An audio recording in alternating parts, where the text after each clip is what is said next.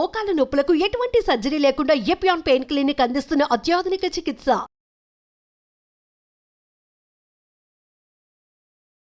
నమస్తే, welcome to Suman TV. Weight loss. So చాలామంది ఈ వెయిట్ లాస్ కోసం చాలా ప్రయత్నాలు చేస్తూ ఉన్నారు.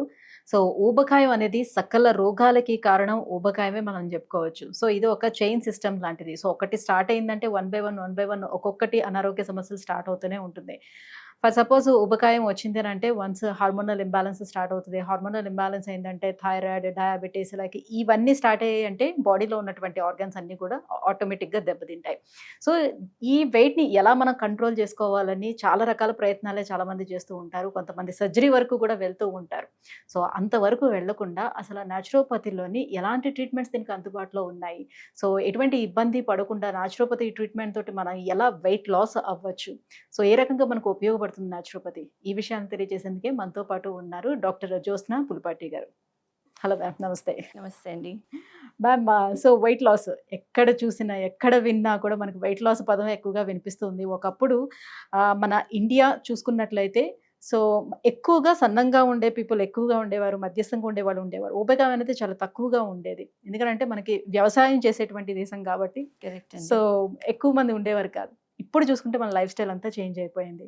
సో ఫారెన్ కల్చర్ అంతా కూడా మనం అడాప్ట్ చేసుకున్నాం, ఆటోమేటిక్గా ఊబకాయాన్ని కూడా మనం అడాప్ట్ చేసుకున్నాం. సో ఎలా దీని నుంచి బయటపడాలంటారు? ఎందుకు వస్తుంది ఈ ప్రాబ్లం, మనకి ఎక్కడ వస్తుంది, మనం ఎక్కడ మిస్టేక్స్ యూజ్ చేస్తున్నాం? సో మీరు అన్నట్టు ఒబెసిటీ కాస్త గ్లోబెసిటీ అన్న టర్మ్ అనేది ఇవ్వడం జరిగింది. అండ్ మన దేశంలో శారీరక శ్రమతో కూడిన మనం చేసే ప్రొఫెషన్స్ కానివ్వండి, వర్క్ కానివ్వండి, మీరు అన్నట్లు వ్యవసాయమే మెయిన్ ఉపాధిగా ఉండేటట్లు ఉండేది. అంతేకాకుండా మన జీవన శైలిలో ఏదైతే వర్క్ చేస్తూ ఉంటామో, ఏ పని చేసినా కానివ్వండి, పొద్దున్న లేచిన దగ్గర నుంచి రాత్రి వరకు కానివ్వండి. ఫర్ ఎగ్జాంపుల్, పొద్దున్నే లేచిన వెంటనే మనకి లేచి తెల్లవారుజామున 4 లేచి వాకిలి ఊడ్చుకోవడం, ముగ్గు పెట్టడము, అది ఒక సాంప్రదాయంగా కంటిన్యూ అవుతుంది. సో ఆడవాళ్ళు పొద్దున్నే లేచి ఈ పని ఎప్పుడైతే చేస్తూ ఉంటారో, వంగడము, లేవడము, తర్వాత కిందనే కూర్చొని వంట కూర్చునేవాళ్ళు, లేచేవాళ్ళు, తర్వాత ఏది కావాలన్నా కానివ్వండి ఫ్యామిలీకి సమకూర్చుకుంటూ, ఎస్పెషల్లీ విమెన్ అయితే గనక పొద్దున్న నుంచి రాత్రి దాకా శ్రమించేవాళ్ళు, పిండి రుబ్బుకునేవాళ్ళు, తిరగలి తిప్పేవాళ్ళు, రోకళ్ళు దంచేవాళ్ళు, మిక్సీలు అనేవి ఉండేది కాదు. సో ఇవన్నీ కూడా న్యాచురల్గా ఒక క్యాలరీ బర్నింగ్. ఇప్పుడు కానీ ఇప్పుడు ఇవన్నీ కూడా చేయొద్దు అని డాక్టర్స్ చెప్తున్నారే కదా. ఇప్పుడు ఆర్థోపెడిషన్స్ వస్తే మీరు కిందన కూర్చొని లేవద్దు, ఆ పొజిషన్లోనే అలానే చెప్తున్నారు. సో ఒంగోని లేవటం వల్ల కూడా ప్రాబ్లమ్స్ వస్తున్నాయి అని చెప్తున్నారు. చెప్పులు లేకుండా నడవద్దు అని అంటున్నారు, ఇంట్లో కూడా చెప్పులు వేసుకోమని చెప్తున్నారు. సో దానికి కొన్ని థింగ్స్ ఉన్నాయండి. ఇప్పుడు ఆ రికమెండేషన్స్, ఆ అడ్వైజ్ ఇచ్చారు అని అంటే కనుక ఓన్లీ ఆల్రెడీ ఎగ్జిస్టింగ్ ప్రాబ్లమ్స్ ఉన్న వాళ్ళకి మాత్రమే అడ్వైజ్ వర్తిస్తుంది, అందరికీ వర్తించద్దు. కింద కూర్చొని లేవద్దు అని అంటే already osteo arthritis or knee pains grade 3, grade 4లోకి వెళ్ళిన వాళ్ళకి డెఫినెట్లీ అడ్వైజ్ చేయము. ఎందుకంటే knees already cartilage worn out అయి ఉంది, కాళ్ళు ఆల్రెడీ స్వెల్లింగ్, పెయిన్లో ఉన్నాయి. సో దీన్ని కంప్లీట్గా ఫ్లెక్స్ చేయడం అనేది అడ్వైజ్ చేయము. వంగవద్దు, లేవద్దు అని అంటే స్పైనల్ ఇష్యూస్ ఉన్న వాళ్ళకి ఆ అడ్వైజ్ ఉంటుంది అనమాట. మీరు ఆల్రెడీ ఇష్యూస్లో ఉన్న వాళ్ళకి మాత్రమే ఆ అడ్వైజ్. బట్ నార్మల్ పీపుల్కి వితౌట్ ఎనీ ఇష్యూస్ హెల్దీగా ఉన్న వాళ్ళకి అలాంటివి చేస్తూ ఉంటేనే మనకి బాడీ అనేది ఫ్లెక్సిబుల్గా ఉంటుంది, ఒక న్యాచురల్ రొటీన్లో అనేది ఉంటుంది. కాకపోతే అన్ఫార్చునేట్లీ బికాస్ ఆఫ్ టెక్నాలజీ కానివ్వండి, అండ్ ఏఐ వచ్చిన తర్వాత అయితే కనుక ఈవెన్ బిఫోర్ దాట్ ప్రతి పని రిమోట్ ఒత్తడము, స్విచ్ వేయడంతోనే ప్రతి పని అయిపోతుంది. సో ఫిజికల్గా మనం వర్క్ చేయడము అనేది కంప్లీట్లీ లైఫ్ స్టైల్లోనే లేకుండా అయిపోయింది. అండ్ ప్రొఫెషనల్గా చూసామనుకుంటే కనుక అర్బన్ కల్చర్లో చూసుకుంటే software professionals morning to night or అట్లీస్ట్ 8 to 12 hours కంటిన్యూస్ సిట్టింగ్ వర్క్లో ఉంటారు, or people working in night shifts. So night షిఫ్ట్స్లో వెళ్ళిన వాళ్ళకి దే ఆర్ ఈటింగ్ టైమింగ్స్ చూడండి. వాళ్ళు డిన్నర్ ఎప్పుడు 12 o'clock చేస్తారు, ఎర్లీ మార్నింగ్ తినేసి పడుకుంటారు, they wake up at a very different time. So body ఉండే ఆ సర్కేడియన్ రిథమ్ అనేది కంప్లీట్లీ ఆన్ అ టాస్ అనేది ఉంది. So this will lead to hormonal imbalances in the body. And ఒకసారి చిన్నగా హార్మోనల్ ఇంబ్యాలెన్స్ స్టార్ట్ అయింది అని అంటే ఆటోమేటిక్గా it effects the first thyroid problems కానివ్వండి, విమెన్లో అయితే కనుక menstrual cycles disturbances, PCOS, PCOD, and మెన్లో అయితే కనుక డిపెండింగ్ అపాన్ మిడిల్ ఏజ్ 30sలో వచ్చింది అని అంటే కనుక బ్లడ్ ప్రెషర్ ఇష్యూస్ కానివ్వండి, స్లోలీ డయాబెటీస్, ఇలాంటివి లైఫ్ స్టైల్ డిసీజెస్ అనేది డెవలప్ అవుతూ ఉన్నాయి. సో బేసిక్గా చూస్తే it is all about the life style management. మన దినచర్యలో ఎప్పుడైతే ద క్యాలరీ ఇంటేక్, సో మనం ఇప్పుడు ఫుడ్ కూడా మాట్లాడుకోవాలి డయట్ గురించి. సో డయట్ అంతకు ముందు మనం ఇంట్లో హోమ్ మేడ్ ఫ్రెష్ ఫుడే తీసుకునేవాళ్ళం. ఇప్పుడు చూస్తే nobody has time to cook. ప్రతి ఒక్కళ్ళు everybody is busy. So instant గా ప్రిపేర్ అయిపోయేవి ఏమున్నాయో అవి చూసుకుంటున్నాం. ఎగ్జాక్ట్లీ, ఇన్స్టెంట్గా ప్రిపేర్ అయిపోయేవి చూడడమే కాకుండా ఇప్పుడు ఆర్డర్ పెట్టేస్తున్నాం మొబైల్లో. వీ హ్యావ్ స్విగ్గీ, జొమాటో అంతగా ఫ్లరిష్ అవుతున్నాయి అని అంటే the only reason being everybody is preferring, అందరం ఆర్డర్ చేయడమే ప్రిఫర్ చేస్తున్నాం. ఆకలిస్తుంది, ఎవరు కూడా ప్లాన్ చేసుకొని importance for the fresh home made food అనేది తగ్గిపోతూ వస్తుంది. సో దీని మూలానే ఈ ఒబెసిటీ అనేది, ఊబకాయం అనేది డెవలప్ అవుతుంది. అండ్ ఫుడ్ టైమింగ్స్ కూడా ఏ రకంగా ఉండాలి? జనరల్గా నార్మల్గా పర్ డేలో ఆ ఫుడ్ టైమింగ్స్ ఎలా మనం ప్లాన్ చేసుకోవాల్సిన అవసరం ఉంటుంది? నైట్ టైం వచ్చేటప్పటికల్లా ఏ టైం కన్నా బిఫోర్ మనం క్లోజ్ చేసుకోవాలి? సో ఎలా ఉండాలి ఆ ప్లానింగ్ సో అంతా కూడా? ఫుడ్ టైమింగ్స్ కూడా వెరీ వెరీ ఇంపార్టెంట్. అండ్ ఆ టైమింగ్స్ ఫాలో చేయకపోతేనే న్యాచురలీ బాడీలో గట్ హెల్త్ అనేది డిస్టర్బ్ అవుతుంది. అండ్ ఇష్యూస్ లైక్ అసిడిటీ కానివ్వండి, కాన్స్టిపేషన్ కానివ్వండి, and once gut health affect అయింది అని అంటే న్యాచురల్లీ మన మెటబాలిజం ఎఫెక్ట్ అయ్యి మెటబాలిక్ డిజార్డర్స్కి దారితీస్తుంది. సో టైమింగ్స్ అని అంటే గనక మంచి సేయింగ్ ఉందండి దీనిపైన. ఏకభుక్తే మహాయోగి, ద్విభుక్తే మహాభోగి, త్రిభుక్తే మహారోగి. 3 సార్లు తింటే రోగి అవుతారు. రోగి అవుతారు. అండ్ ఆలోచించండి మనం ఎన్నిసార్లు తింటున్నాం అన్నది. వస్తే 3 టైమ్స్ పక్కా అన్నట్టుగా ఉంటుంది మనకి. Breakfast, lunch, dinner plus mid morning snack, evening snack అంటే 5 మీల్ అనేది చాలా నార్మల్ అయిపోయింది. అండ్ ఇంతే కాకుండా సోషలైజేషన్, మనము డిన్నర్స్కి వెళ్ళడము, లేకపోతే పోస్ట్ డిన్నర్ పార్టీస్కి వెళ్ళడము. సో మిడ్ నైట్ బిర్యానీస్ చాలా పాపులర్ అయి ఉంటాయి. 12 o'clock, 1 o'clock. మనం చూస్తే కనుక ఈవెన్ 2 AM, 3 AM వరకు కూడా పార్టీ పబ్ కల్చర్లో ఉన్న వాళ్ళకి they are having drinks and food at that time. ఆ టైంలో తింటున్నారు. సో మన బాడీలో ఎవ్రీ ఆర్గన్కి ఒక 2 hour విండో పీరియడ్ అనేది ఉంటుంది where they are more effective అనమాట, మ్యాక్సిమం ఎనర్జీతో ఉంటాయి. For example early morning 5 AM to 7 AM అన్నది large intestine work are highly effective are highly energetic time అనమాట. సో అందుకే బవల్ మూమెంట్, మోషన్ అనేది మనకి ఆ టైంలో అయిపోవాలి 5 to 7 AM. అండ్ అది ఎప్పుడు జరుగుతుంది? అసలు మనం లేస్తే కదండి. అసలు 7 o'clockకి కూడా లేచారు అని అంటే ఈ రోజుల్లో wow, it's like early morning లాగానే కనిపిస్తుంది అనమాట. 4 o'clock లేవడము, బ్రహ్మ ముహూర్తాన లేవడము, దినచర్య అప్పటి నుంచి బిగిన్ చేయడము, early to bed early to rise అనే కాన్సెప్టే పోయింది. సో బెస్ట్ అనేది బ్రేక్ఫాస్ట్ టైం. అండ్ ఏజ్ని బట్టి కూడా we can say meal time అనేది ఇప్పుడు మనం ఇందాక అనుకున్నట్టు ఎనీబడి బిలో 40 వాళ్ళకి 3 meal ఇస్ గుడ్ ఇనఫ్ అండి బ్రేక్ఫాస్ట్. సో బ్రేక్ఫాస్ట్ ఏదైనా కానివ్వండి between 7 to maximum 8:30, 9 AM complete అవ్వాలి. లంచ్ అయితే గనక anywhere between 12:30 to 1:30, maximum 2 o'clock, not more than. Per డేలో 1 టైమే తీసుకుంటే ఒకవేళ ఏ టైంని మెయింటైన్ చేయొచ్చు అంటారా?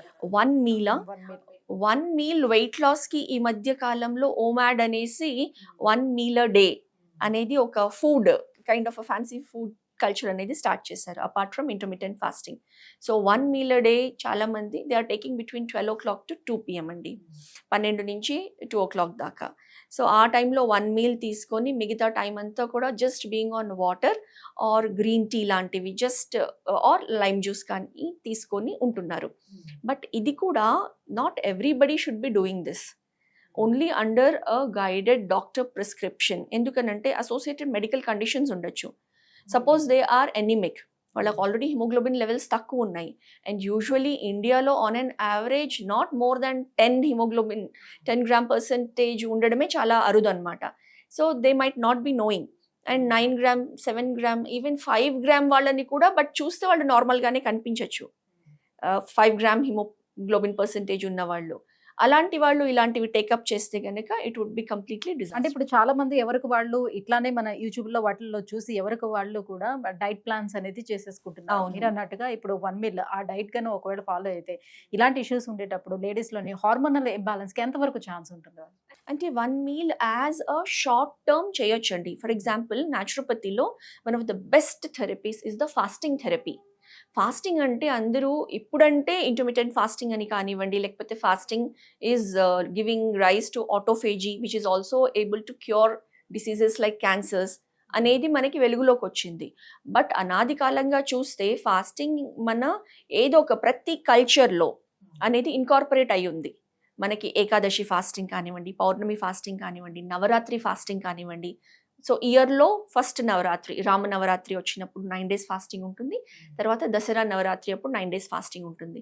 అంటే ఈ ఫాస్టింగ్ ఎక్కడైతే మితాహారం తీసుకుంటామో, ఎవరి పరిధిని బట్టి, ఎవరి ఓపికని ఆర్ ఎవరి బాడీ కండిషన్ని బట్టి ఫాస్టింగ్ అంటే జస్ట్ ఫ్రూట్స్ పైన ఉండొచ్చు, జస్ట్ మిల్క్ అండ్ రా వెజిటబుల్స్ పైన ఉండొచ్చు, లేకపోతే ప్లెయిన్ జ్యూసెస్ పైన ఉండొచ్చు.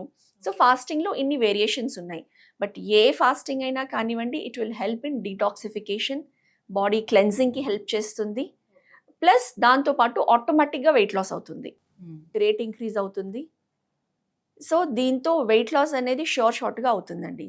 కాకపోతే ఎవరైతే మెడికల్ కండిషన్స్లో ఉన్నవాళ్ళు ఖచ్చితంగా డాక్టర్ అడ్వైస్ తీసుకునే ఇలాంటి ఫాస్ట్కి వెళ్ళాలి అని అనుకున్నప్పుడు అండర్ గైడెన్స్ చేయాలన్నదే we would recommend. So generally న్యాచురోపతిలోని ట్రీట్మెంట్ ఎలా ఉంటుంది వెయిట్ లాస్ కి? ప్రొసీజర్ అనేది ఎలా ఉంటుంది? వెయిట్ లాస్ ఫస్ట్ మొత్తం బాడీ అసెస్ చేసిన తర్వాత బాడీ కాంపోజిషన్ అనాలిసిస్ కూడా చేసి, బికాజ్ మనకి ఇప్పుడు ఈ లేటెస్ట్ టూల్స్ అవైలబుల్ ఉన్నాయి. సో అనాలిసిస్ చేసిన తర్వాత వాళ్ళ మజిల్ పర్సంటేజ్ ఎలా ఉంది, ఫ్యాట్ పర్సంటేజ్ ఎలా ఉంది, ఏరియా వైజ్ ఫ్యాట్ పర్సంటేజ్ ఎలా ఉంది. So slowly first we will recommend them on the diet అండి. Plus exercise in the form of yoga. ఎందుకనంటే అన్ని ఎక్సర్సైజెస్ మంచిదే, different types of exercises including walking కానివ్వండి, రన్నింగ్, జాగింగ్, జిమ్మింగ్, స్విమ్మింగ్, ఎటువంటి outdoor playing, dancing, any physical activity is very good. కానీ yoga has an edge over all these physical activities. ఎలా అనంటే yoga works on the cellular level and hormonal level. So ఈ hormonal imbalances ఏవైతే మూల కారణంగా ఉంటాయో ఒబెసిటీకి దారితీసి, యోగా చేసినప్పుడు స్పెసిఫిక్ ఆసనాస్ అండ్ సూర్య నమస్కారాస్ అద్భుతంగా హెల్ప్ చేస్తుంది. ద క్యాలరీ బర్నింగ్కి కానివ్వండి, బాడీ ఫ్లెక్సిబిలిటీకి కానివ్వండి, ఇంటర్నల్ ఆర్గన్ స్టిమ్యులేషన్కి కానివ్వండి. సో ఎవరికైతే causes because of hormonal imbalance ఉందో అండ్ సెడెంటరీ లైఫ్ స్టైల్తో ఈ ఒబెసిటీ ఎవరికైతే ఉందో వాళ్ళకి యోగా చాలా అద్భుతంగా పనిచేస్తుంది, especially in the form of power yoga అనమాట. సో దీంతో పాటు ఎన్ని మెడికేషన్స్ ఏమైనా ఉంటాయా only for yoga and diet? Yoga, diet and therapies ఇస్తామండి. సర్టన్ థెరపీస్ ఉంటాయి, లైక్ హైడ్రోథెరపీ ట్రీట్మెంట్స్ ఉంటాయి. It can be steam bath కానివ్వండి, సోనా బాత్ కానివ్వండి, మసాజ్ థెరపీ కానివ్వండి, ఆర్ సర్టన్ టక్ ట్రీట్మెంట్ సెషన్స్ కానివ్వండి, లేకపోతే సమ్ సపోర్టివ్ థెరపీస్ ఏవైతే they will help in increasing the muscle tone కానివ్వండి, or increasing the metabolic rate of the body కానివ్వండి. ఎందుకంటే someone who is morbidly obese, 100+ kgs వాళ్ళు ఉన్నారు, వాళ్ళు ఇనీషియల్గా యోగా చేయాలి, డయట్ చేయాలి అని అంటే it will be very difficult for them to start with. అదే అడగబోతున్నాను నేను కూడా. సో అంత లావుగా ఉండే వాళ్ళు జనరల్ అనుకునేది ఏంటంటే మనం తగ్గాలి అని అంటే, ఈ రకంగా తగ్గాలి అని అంటే చాలా కష్టం అవుతుంది, మనం చాలా హార్డ్ వర్క్ చేయాల్సి ఉంటుంది కదా. సో బోల్డ్ అంత ఫ్యాట్ మన బాడీలో ఉంది, సో అదంతా బయటికి తీస్తే గానీ అది అవ్వదని అనుకుంటారు. సో అలాంటి వాళ్ళకి ఇది న్యాచురోపతి ఎంతవరకు యూజ్ అవుతుంది? న్యాచురోపతి చాలా బాగా యూజ్ అవుతుందండి. ఎందుకంటే what we start with is very గ్రాడ్యువల్గా ఒక డిసిప్లిన్డ్ సిస్టమ్ని మనం వాళ్ళకి అడాప్ట్ చేయిస్తామన్నమాట. అండ్ అలాంటి వాళ్ళకి క్విక్గా ఏదో మ్యాజికల్గా తగ్గిపోయేది అనేది జరగదు. It will take time. ఒక 10 kgs తగ్గాలి అని అంటే అట్లీస్ట్ ఒక 3 months టైం ఈజీగా పడుతుంది.